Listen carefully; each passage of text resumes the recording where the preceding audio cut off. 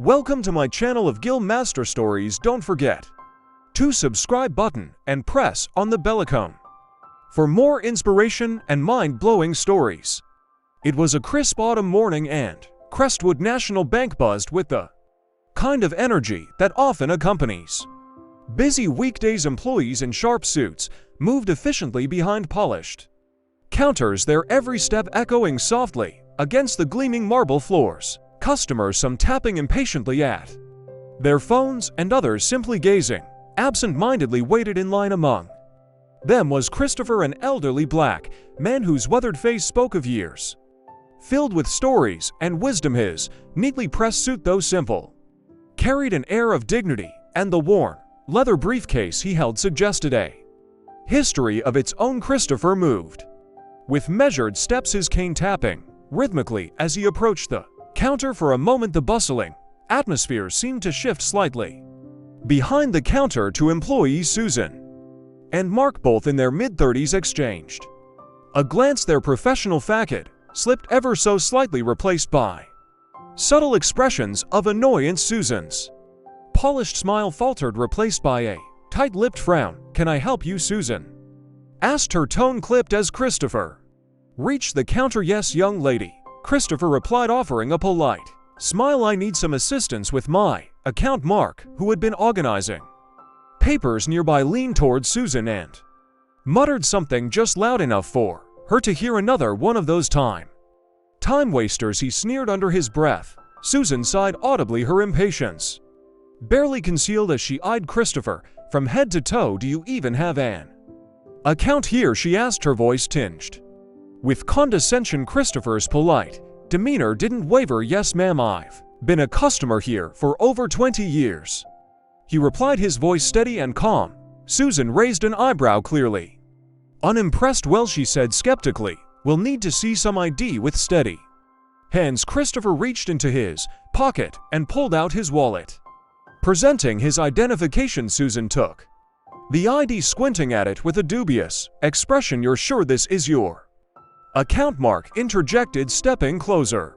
"We've had incidents before." Christopher raised an eyebrow but remained composed. "I'm certain, young man, I've been banking here since before you started working." The subtle jack struck a nerve with Mark, whose expression turned sour. "Scoffing," he muttered under his breath. "Some people think they can just walk in here and waste our time." Emboldened by Mark's dismissive tone, Susan shoved the ID back across the counter. "Look, sir, we're very busy today. Maybe you should come back when you're more prepared." A flicker of disappointment crossed Christopher's eyes, but he stood his ground. "I am prepared," he said softly. "I would appreciate if you could check my account." Rather than responding, Susan turned and motioned to the nearby security guard. A burly man with a stern face, the guard approached his imposing presence, adding an unnecessary layer of intimidation. "Is there a problem here?" the guard asked firmly. "No problem," Christopher said evenly. "I'm just trying to access my account." Susan leaned over to the guard and whispered something. The guard nodded curtly before turning to Chris. "Sir, I think it's best if you leave for today," he said, gesturing toward the exit. Christopher stood still for a moment, his grip tightening on his cane. The air in the room grew heavier as curious customers took notice of the scene unfolding. Without raising his voice, Christopher replied, "Are you asking me to leave without resolving my business here?" "Yes," Susan said bluntly. "You're holding up the line." Christopher's steady gaze lingered on her for a long moment, then with a slight nod he turned and began to walk toward the exit, his cane tapping softly against the floor. The door closed behind him, leaving the employees oblivious to the storm that had quietly begun to brew later that day. As the late afternoon sun cast long shadows across the marble floors, the bank remained busy. Christopher returned his presence, quiet yet commanding. This time he wore a neatly pressed overcoat, his posture slightly stooped, but his eyes gleaming with resolve. Approaching the reception desk, he was greeted, or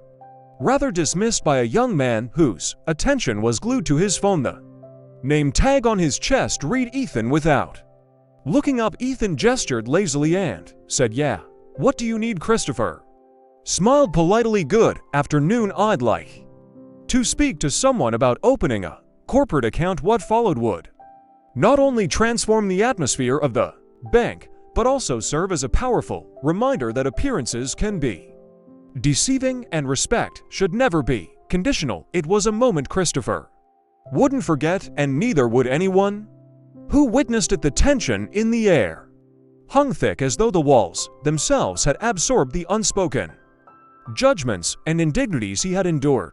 "I have some business matters to discuss," Christopher said evenly, his calm tone is stark contrast to the growing hostility around him. Ethan Finn looked up, his expression immediately hardening as he sized Christopher up. The worn coat, the old-fashioned hat, the absence of any luxury watch or briefcase. It was as though Christopher's appearance alone was enough to render him invisible in Ethan's eyes. A smirk twisted on Ethan's lips. "A corporate account?" Ethan asked, his voice dripping with sarcasm. "Are you sure you're in the right place, sir?" Christopher's calm demeanor didn't waver. Yes, I'm sure," he replied patiently.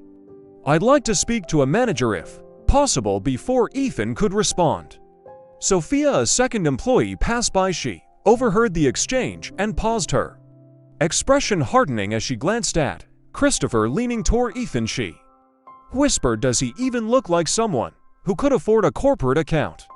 He's probably just wasting our time." The words weren't meant for Christopher to hear, but they reached him nonetheless. He remained composed, choosing to address them directly. "I have all the necessary documents with me," he said, his voice steady. "I'd appreciate it if someone could assist me." Ethan exchanged a knowing glance with Sophia, rolling his eyes. "Look, sir," Ethan said dismissively, "this is a high-end financial institution. We don't have time for, well, whatever it is you're trying to do here." The sharpness in Ethan's tone drew murmurs from customers and staff alike. Some whispered in disbelief, while others shifted uncomfortably, unwilling to intervene. Sophia, emboldened by Ethan's attitude, stepped forward. Her tone was firm but laced with condescension. "Sir, we have strict policies in place," she said. "Without an appointment or proper credentials, we can't entertain requests like yours." And frankly, she added with a sneer, "this branch handles clients of a certain caliber." Christopher absorbed the insult with a quiet dignity, though a flicker of sadness crossed his eyes. "I understand policies," he said, his voice calm but firm. "If you take a moment to review my paperwork, I believe you'll see that I meet the requirements." Sophia let out a short dismissive laugh. "Paperwork? You're kidding, right, sir? I think it's best if you take your business elsewhere. We're quite busy here." By now a small crowd had gathered. Some customers watched in disbelief, whispering among themselves about the blatant disrespect, while others avoided eye contact entirely. A middle-aged woman turned to her companion and whispered, "Why are they treating him like that? He hasn't done anything wrong." Ethan, sensing the growing tension, decided to end the interaction. "All right, that's enough," he said loudly, his irritation evident. "Sir, I'm going to have to ask you to leave. You're disrupting the workflow here." Christopher hesitated, glancing around at the onlookers. His calm demeanor remained intact, but the quiet disappointment in his eyes was unmistakable. Reaching into his coat pocket, he pulled out a neatly folded document and offered it to Ethan. "Perhaps if you look at this," he said, his voice measured, "it might clear up any misunderstandings." Ethan barely glanced at the paper before pushing it back toward Christopher. "I said leave," he snapped. "We don't have time for this." Sophia nodded in agreement, stepping closer as if to physically usher him out. "You heard him," she said coldly. "This isn't the place for you." At that moment, Mia, a junior banker who had been watching the scene unfold from her desk, stepped forward hesitantly. Her discomfort was evident, but she couldn't stay silent any longer. "Maybe we should just take a look at his documents," Mia said softly, addressing Ethan and Sophia. "It won't hurt to check." Ethan shot her a glare. "Mia, stay out of this," he said sharply. "We know what we're doing." But Mia stood her ground, her voice firmer this time. "Hune not causing any trouble," she insisted. "Hune's just asking for assistance. Isn't that our job?" Sophia turned to Mia, her tone icy. "Mia, if you want to waste your time, go ahead, but don't expect us to entertain every random walking who thinks they can open a corporate account. The tension in the room was palpable. Christopher, sensing the hostility, decided to step back. "It's all right," he said quietly. "I didn't mean to cause a scene. I'll take my business elsewhere." With that, he turned and began walking toward the exit. His steps were slow but dignified, his cane tapping softly against the marble floor. As he reached the door, he paused for a brief moment and glanced back at the staff who had dismissed him so readily. His gaze wasn't filled with anger or resentment, only a quiet, unspoken sadness. Without another word, he stepped through the door and disappeared into the autumn air. Little did Ethan, Sophia, or the rest of the bank know this was far from the end of the story. What happened next would shake the very foundation of Crestwood National Bank and serve as a powerful reminder of the importance of respect, humility, and the consequences of judging others too quickly. He stepped out into the cold afternoon, the murmur of onlookers fading behind him. Inside, Ethan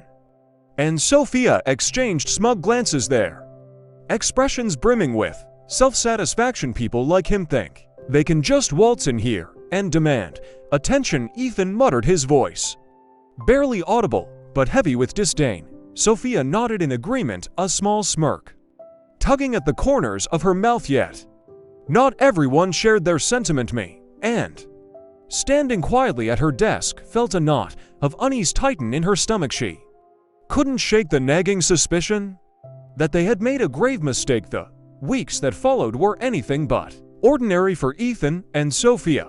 Christopher, with his composed demeanor and quiet authority, had decided to enroll them in mandatory anti-racism therapy. At first, they bet at the notion, seeing it as a form of punishment, a public humiliation among their peers. "I'm not punishing you," Christopher had said on the day he handed them their notices. His voice was calm but resolute. "This is an opportunity, a chance for you to see the world through a lens you've been avoiding. It's not about shaming you, it's about opening your mind and heart." His words lingered with Amanda, Sophia's real name, refusing to let go. As she sat in her first session, she realized how much those words would come to mean. Amanda had always believed she treated everyone one equally, but the therapy sessions forced her to confront uncomfortable truths. They were structured to challenge participants, starting with storytelling sessions where people from diverse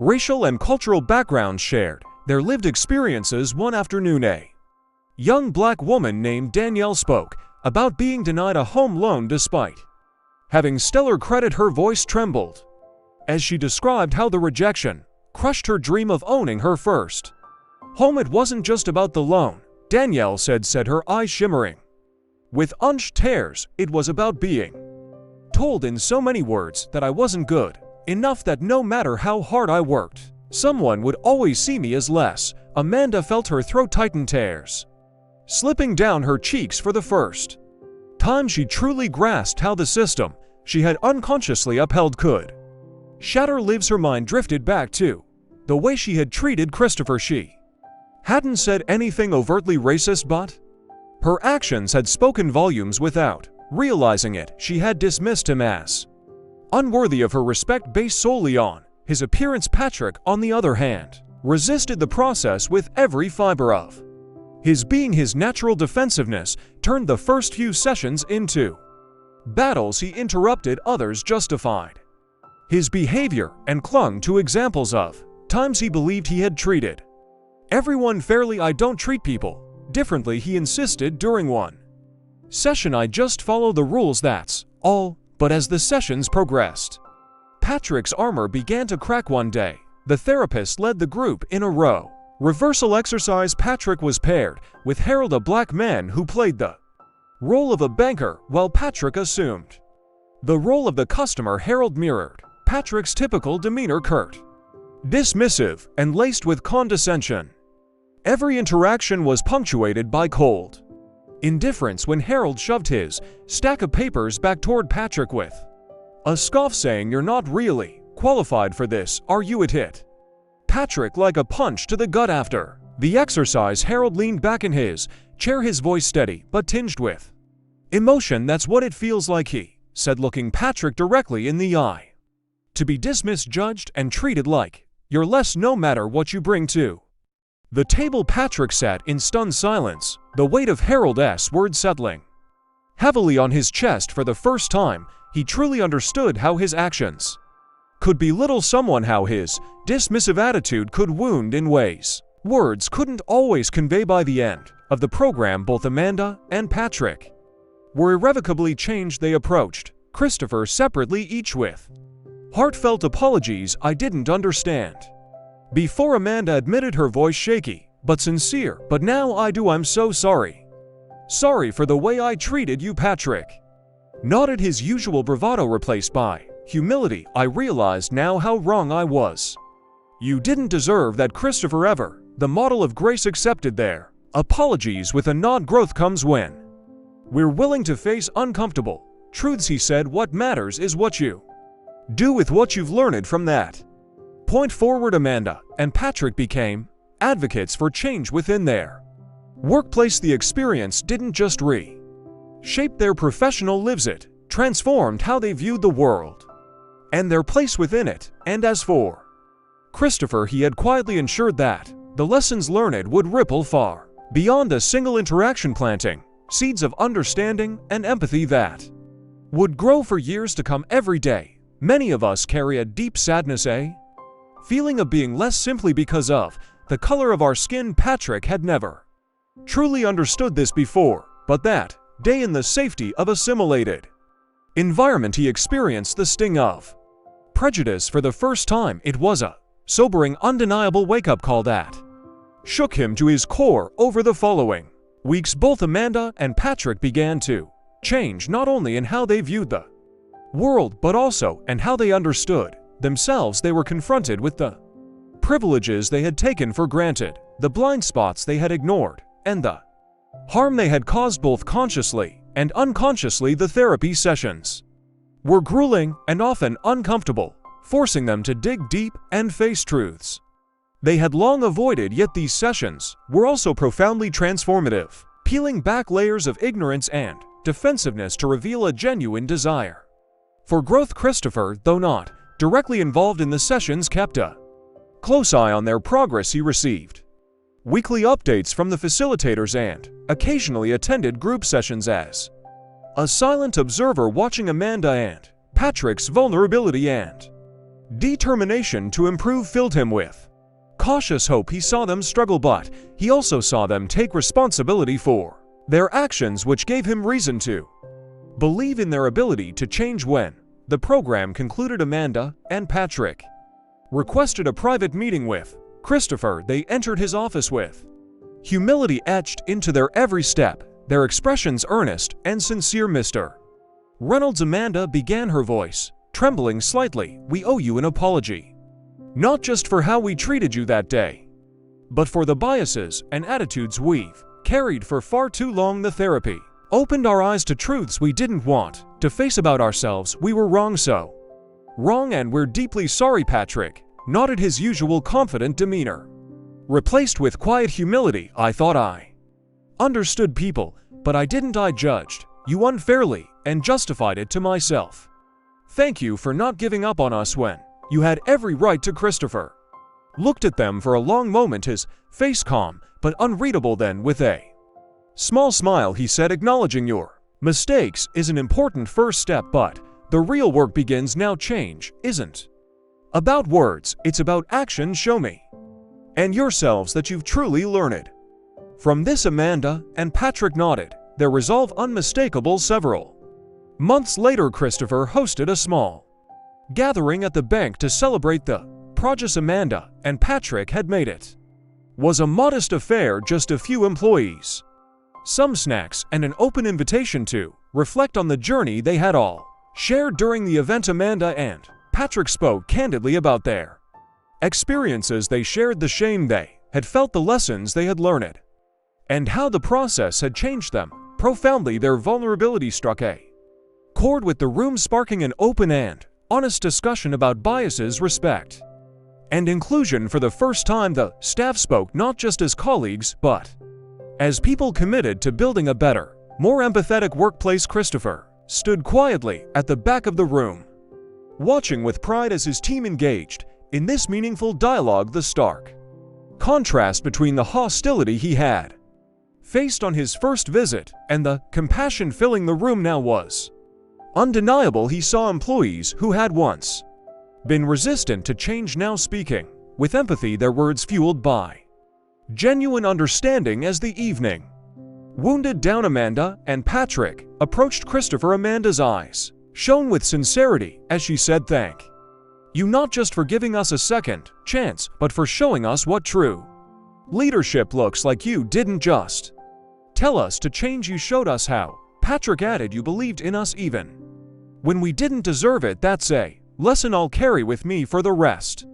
of my life." Christopher smiled, his heart full. "The best way to thank me is by continuing to grow and helping others do the same. Change doesn't stop here." From that moment on, Amanda and Patrick became champions of diversity and inclusion within the bank. They shared their stories at company events, mentored new employees, and worked tirelessly to create an environment where everyone felt valued. Their journey from ignorance to understanding became a powerful example of how change is possible when people are willing to learn and grow. Christopher didn't stop there. He implemented comprehensive diversity training programs across the institution, ensuring that every employee from entry-level staff to senior executives understood the importance of empathy and respect. He saw the events at the bank as more than just addressing one incident of discrimination. It was an opportunity to plant seeds of change that would grow for years to come. The transformation was profound. What had once been a fractured workplace marked by unconscious biases became a united team built on mutual respect. Employees not only recognized their differences but celebrated them, creating a culture where everyone felt seen, heard, and valued. For Christopher, the greatest reward wasn't just seeing Amanda and Patrick grow, it was watching those seeds of change bear fruit in the lives of everyone at the bank. In the end, his leadership left behind a legacy of empathy, understanding, and a workplace transformed by the power of humility and education. It was a legacy that would endure, proving that even the most ingrained biases could be overcome with courage, compassion, and a willingness to embrace growth. Thank you for joining us on this transformative journey. This story reminds us that growth, understanding, and empathy can lead to profound change, not just in workplaces, but in our everyday lives. It's a testament to the power of self-reflection and the courage to take action when it matters most. If this story inspired you, take a moment to reflect on your own life. How can you contribute to a more inclusive and compassionate world? Share your thoughts in the comments. We'd love to hear your perspective. Remember, change starts with us, whether it's treating someone with kindness, standing up against injustice, or simply being willing to listen and learn. Your actions can make a difference. If you enjoyed this content, please like, share, and subscribe to our channel to support stories that inspire and empower. Together, let's continue to spread positivity and foster a world where respect and empathy are at the heart of everything we do. See you in the next video. Don't forget to like and subscribe to the channel. For more content, please leave your comments and share your experiences. Thank you for being part of Gill Master Stories community. See you soon.